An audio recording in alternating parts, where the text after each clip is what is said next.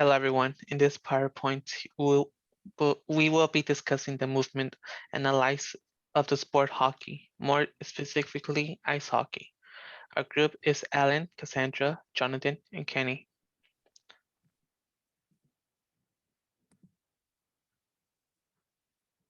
Ice hockey is a fast-paced contact sport that originated in Canada. Although Los Angeles typically has hot weather, we have a team known as the LA Kings.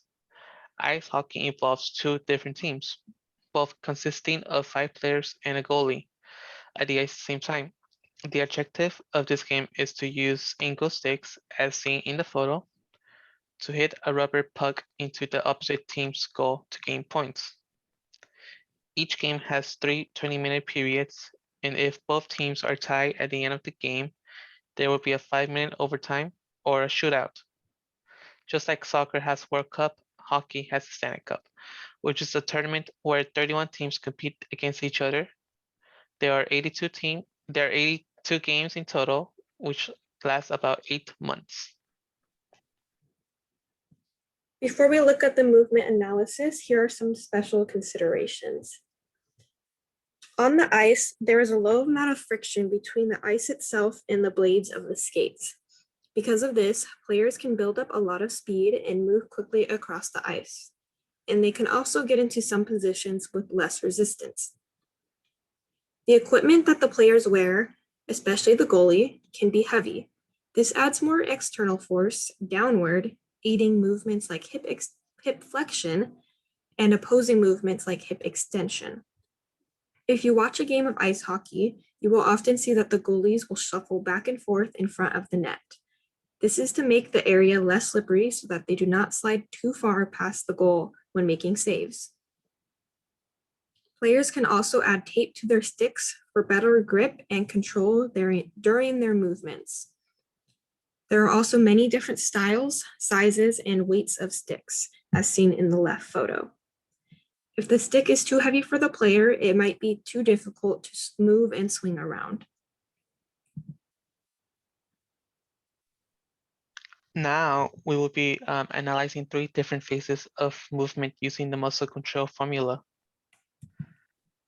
Phase 1, we'll be analyzing a goalie squat in 2 pictures on the left, from movement A to movement B at fast speed. We're going to focus on the hips. The movement at the hips is flexion, adduction, internal rotation. The external force is also flexion, adduction, and internal rotation. Because they are acting in the same direction but at a quick speed, the movement is concentric. In the same order as the actions listed, the plans of movement are sacral, frontal, and transverse plane, which is all of our planes of movement. The main muscle controlling hip flexion are the iliopsoas, rectus femoris, and sartorius. The main focus controlling hip adduction are the gluteus medius and tensor fasciolae. The main muscle controlling hip internal rotation are the gluteus minimus and gluteus medius again.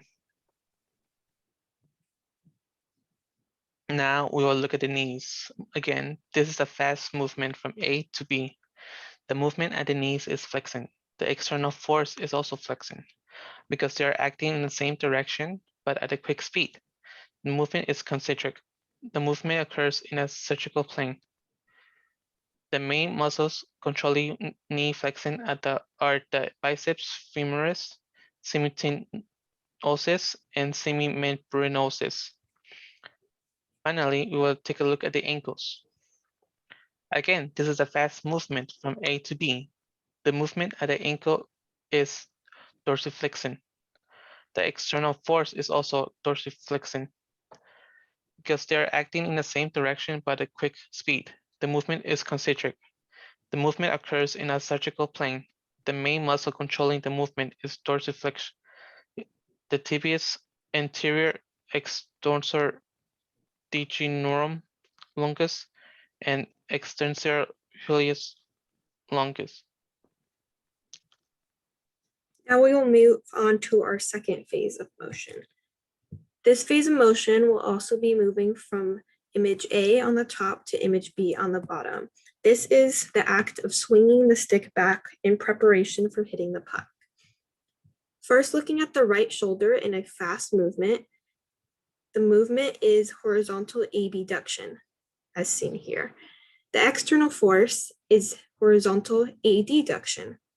The type of muscle action, because they are opposing forces, is concentric. And the plane of movement that this occurs in is transverse plane. The main muscles controlling the movement for the horizontal abduction are the anterior deltoid, latissimus dorsi, trapezius, and rhomboid major and minor. For the left shoulder here, though it is a bit hard to see in the top, it starts off in horizontal adduction, or it moves into horizontal adduction, and the external force acts in horizontal abduction. The type of muscle action is concentric and moves in the transverse plane. The main muscles controlling this movement are the pectoralis major and anterior deltoid. At the right elbow, we start the movement in extension, staying in extension, as well as the external force acting as extension. Because there is no movement from flexion to extension and it is not extending anymore, it is an isometric muscle action. The plane of movement that this occurs in is the sagittal plane, although the arm is off to the side. And the main muscles controlling the movement are the triceps brachii.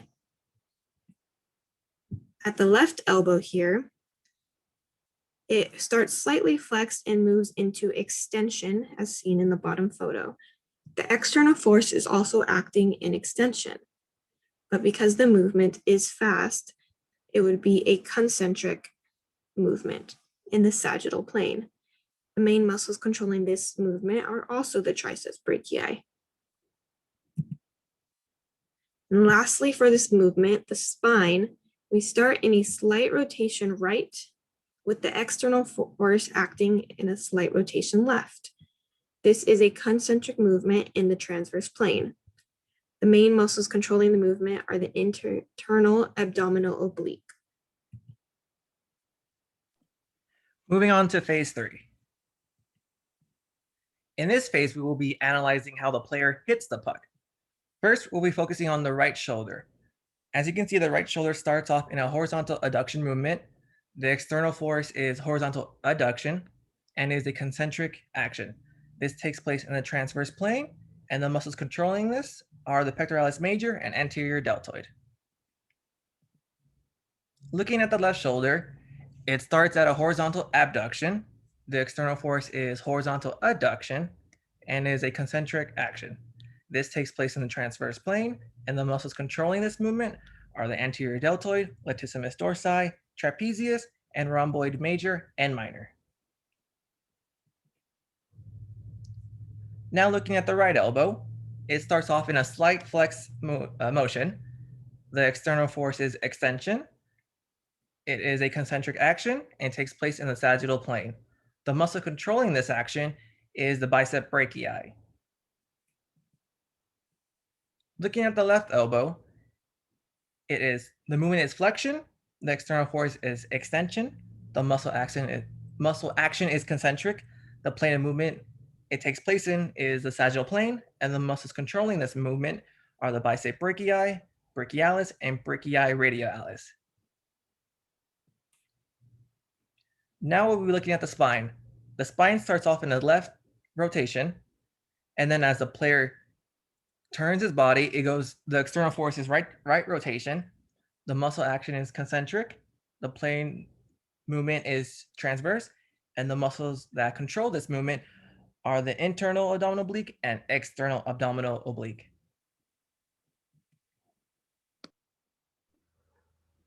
Now, hockey has many different mechanical principles.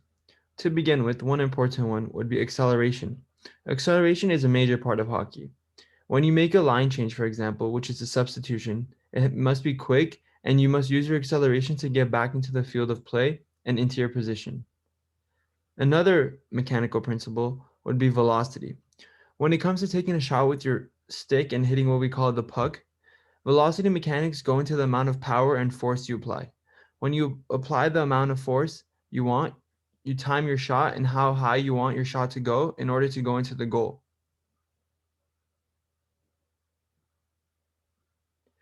Hockey also comes with many common injuries. One common injury would be a separated shoulder. The acromioclavicular joint separates, which is also known as the AC joint.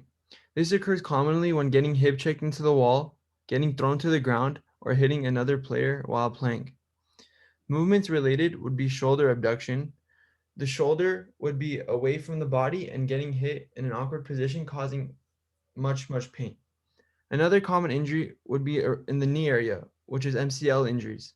The medial collateral ligament would be getting hit on the outside of the knee, and it would be common, and the ligament would be stretched out. Movements related are knee flexion and extension. In regards to extension, hyperextension is really common because that's when the knee gets stretched out, the ligament gets stretched out. Also, ankle sprains are very common. Rapid changes on the ice cause twisting and unwanted movement of the ankle. Some movements associated include ankle plantar flexion and ankle inversion. This concludes our presentation on the sport of hockey.